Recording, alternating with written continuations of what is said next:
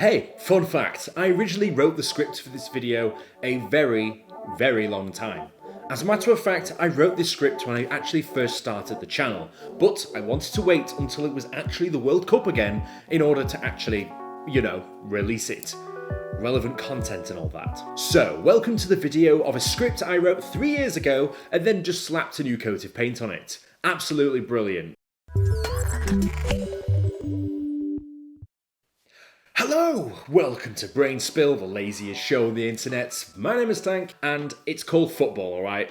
Not soccer, football. Tomato, whatever. For those people that call it soccer, we're calling it football today.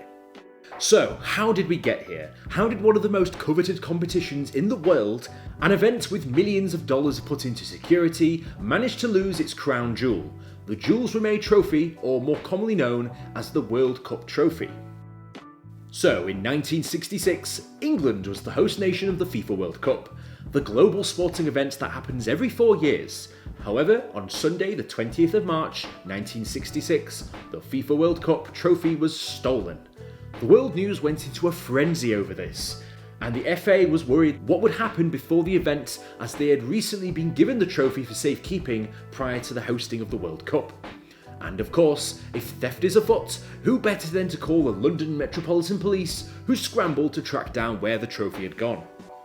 But we should probably go into detail of how it was stolen, if it was robbed from somebody without them realising, if it was stolen from someone's house maybe. Nope, it was stolen from a place where you would at least expect where it could be stolen from.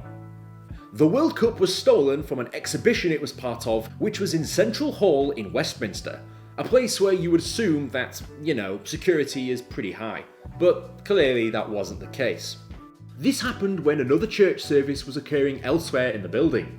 The perfect opportunity to slip in and grab hold of the £30,000 gold-plated trophy. Yeah, you can't really make this up, people, can you? Interestingly, the World Cup was on display with a Sporting Stampex collection, which was worth £3 million. And this is also interesting because if anybody was out there to make money, surely you would steal the much smaller stamp collection that you could very easily get out with and ignore the World Cup trophy. But alas, it was the trophy that was taken. Al Sagard, the security firm responsible for the trophy's protection, apparently had 2 guards present at the time of the theft. Either that was a complete lie, or they need to look out for some new security guards. So yes, like I said, this became world news, with many people having their own input into what happened. Brazil themselves even stepped forward and pretty much said that this was sacrilege and that even the thieves of Brazil wouldn't do this because they loved football so much. And this statement is hilariously ironic for reasons we will get onto very shortly. Detectives and forensic experts were on the scene to try and crack the case, seeing if they could find any clues or information as to the whereabouts of this gold-plated trophy. Police said the following. A suspicious-looking man was seen in the building at the time of the theft. He is described as being in his early 30s, of average height, with thin lips, greased black hair, and a possible scar on his face. Okay, so we're getting somewhere now. With many false reports and with people basically trying to follow up on leads that led to nowhere, this resulted in many occurrences of the London Underground even being shut due to potential sightings of this trophy, none of which came to fruition, until a ransom note landed on the desk of someone at the FA saying the following. Doubt you view with very much concern the loss of the World Cup. To me it is only so much scrap gold. If I don't hear from you by Thursday or Friday at the latest, I assume it's one for the pot.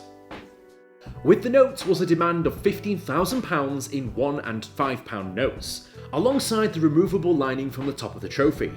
No need to figure out if this was a hoax or not, this was the real deal, gentlemen.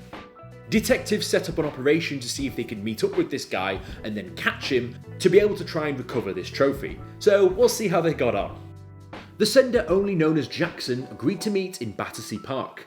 A detective who went posing as the assistant for the FA chairman went with a briefcase of what looked like a stack of £15,000. There was only in fact £500 in the case, and the rest was bulked up with newspaper underneath. The anonymous man drove around the meeting spot for some time before going to the meeting. However, upon spotting a police backup van positioned and ready, he fled the scene. He fled the scene and was chased down, eventually being tackled and captured, and he was arrested at the time on suspicion of stealing the World Cup. At the police station, they recognised that Jackson was actually a man called Edward Betchley, known to the police as a thief, and he had been convicted of crimes related to this previously. This isn't the end, however, as they hadn't got the trophy back despite finding the man who was claiming to be responsible for its whereabouts. Edward denied that he'd stolen the trophy, but said that he could get it back for law enforcement if he was granted bail. He was of course denied, so nice try, man, nice try. Regardless of what happened, Edward actually came forward and said that he still loved the game. He still loved football and wanted England to win. Either he was genuine that he wanted his team to win, or he was just saying that in order to get out. So, I don't know which one it was, but yeah, support your own country. And you know what? He might just get what he wished for. He was eventually convicted as being the middleman in an operation and was convicted for 2 years. Part of the puzzle is here, but it seems that the actual burglar is still at large. Plus, that massive gold trophy that's still missing. So, what now? The trophy's still gone. What the hell are they meant to do? And that is where the hero of today's story comes into it. A dog called Pickles. Pickles and his owner David Corbett were walking in southeast London when Pickles began to sniff at a parcel, to which David went on to explain what happened next. It was wrapped in a tightly bound newspaper and string, laying against my neighbour's car wheel. I picked it up and it's quite heavy, though not very big. It wasn't a spectacular cup. At the time the IRA were at large, so I personally thought it was a bomb, so I put it down, picked it up and put it down again. Then curiosity took hold. I tore off a bit to the bottom and there was a plain disc. Then I tore around and there was Brazil, Germany, Uruguay. I ran back in and said to my wife, "I think I found the World Cup." So he grabbed the trophy and delivered it to the local police station, where they pretty much detained him and suspected that he was the one that stole the World Cup, asking him hours and hours worth of questions. He was eventually released, but I sort of don't blame them if some random guy just turns up with the World Cup one day, just saying he found it. Doesn't seem likely. The trophy itself was held for evidence for some time, but was released and ready to be there for the World Cup to begin shortly afterwards. Pickles the dog would even become a little bit of a celebrity himself, being on many TV shows and movies at the time, basically for being the dog that found the World Cup. He was given a year's supply of dog food and was given a medal for his brave, heroic dog sniffing skills. David Corbett attended the players' celebration dinner after the World Cup final and later received rewards totalling around £6,000.